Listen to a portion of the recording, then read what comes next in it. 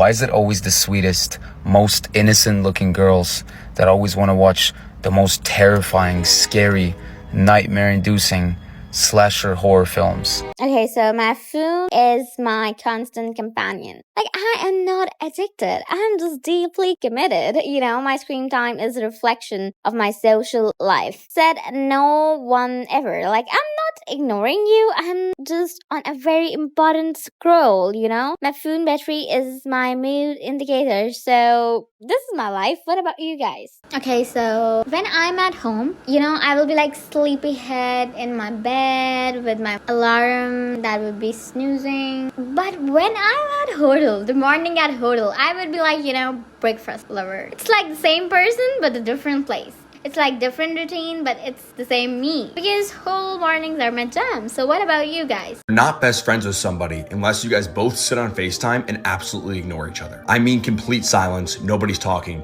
Each party is doing something completely different on their phone, but just sometimes keeping each other company in the corner of each other's screen. That is a real best friend.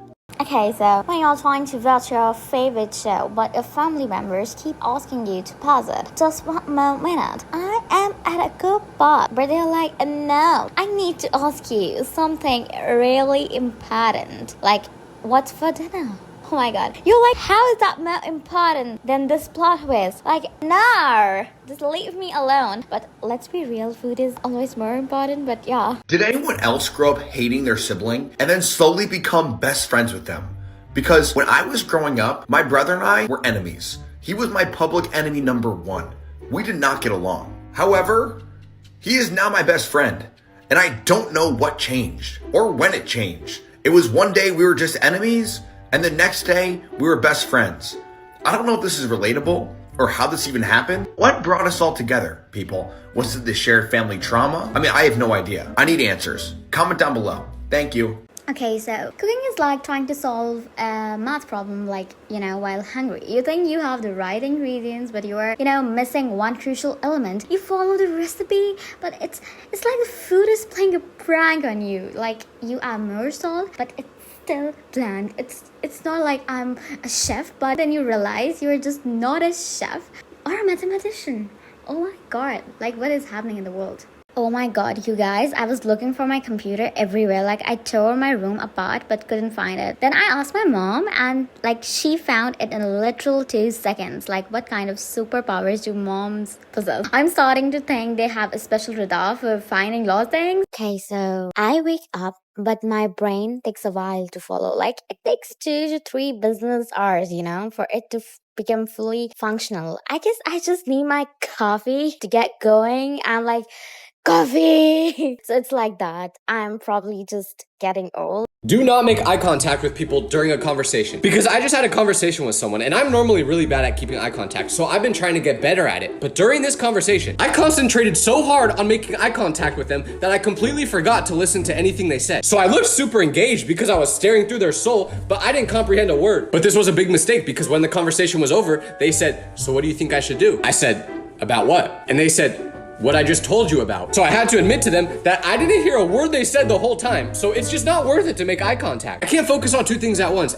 Okay, so growing up with siblings is like being in a permanent group chat. You can't leave. Even if you want to, they know all of your secrets. But they still love you, mostly because they're too lazy to find new friends. But hey, that's what makes it special, right? What about you guys? A little girl made me cry last night.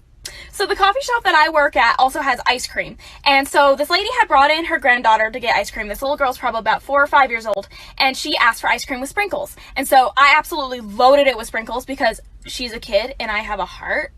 And the entire time this girl's eating her ice cream, she just keeps glancing at me. And right before they're about to leave, the grandmother brings her up and says, okay, tell her what you wanted to tell her. The little girl looks up at me and goes, I think you're a princess. And the grandmother goes, tell her why you think that. And the little girl looks up at me and goes, because you remind me of sunshine. Listen, if I send you multiple videos, I'm expecting individual replies to the videos that I sent you. I'll send my buddy like 5 videos and I'll just get back a ha ha ha or an LOL, which leaves me in confusion. Like, which video are you talking about? I sent you 5 videos. Which one are you laughing at here? Not to mention, I've sent my friends a 1-minute long video. Within 5 seconds, I'll get a reply back of LOL. I'm not stupid. I can do math. You didn't watch the video. Send this to one of your toxic friends who don't watch the videos you send them. This is an announcement to those friends. Watch the videos we send you. One day you'll miss these videos. Okay? Stop being toxic. Does anyone else have that one friend who always has their phone on Do Not Disturb? Like, it's crazy that I have to call this person 2 times for them to be notified about my call. It almost feels demeaning. You know what I'm saying? Like I'm less important than this person. Who do these people think that they are? The president? I mean, realistically, how busy can these people possibly be that they have to put their phone on Do Not Disturb? Please tag this friend in the comment section below. Hi, friend that always uses Do Not Disturb. You're just as important as everyone else is in this world, so take it off. I'm just letting you know, if you've reached the point of friendship with somebody that you don't even have to communicate using words anymore, that person is now your best friend.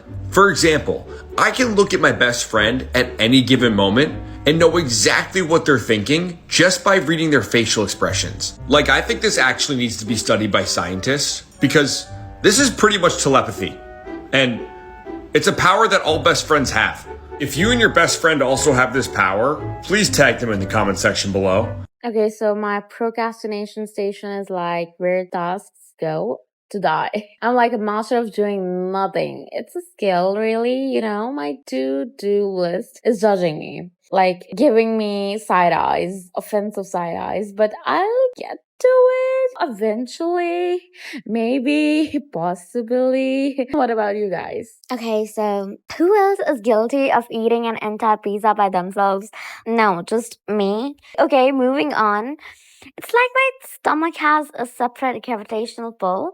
Like, pizza is my love language. Don't judge me. I guess that's why my social calendar is as empty as my pizza box. What about you guys? Okay, so do you guys know that feeling when you're about to enter an exam, but you hear somebody talk about a concept you never heard before? So it does happen to me. And, it was like I'm standing in the exam hall and in the background, the song was playing Summertime Sadness. And I was like, oh my God, I think it's time to improvise in the exams. What about you guys? Okay, so do you guys know that feeling when you don't understand what someone said for the 5th time? I was like, huh? And after the 5th time, I just nod and start smiling. That was so weird.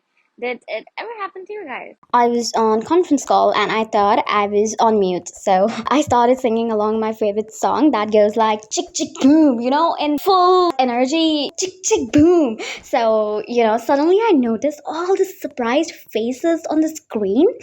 Oh my God. Turns out I was far from muted. Oh my God, that was embarrassing. So I just sang my apologies and switched to silent mode. That was the embarrassing moment in my life. Okay, so one day my friend was like, did you saw that video I sent you yesterday? And I was like, oh, which one? Because, you sent me 1,000 videos a day.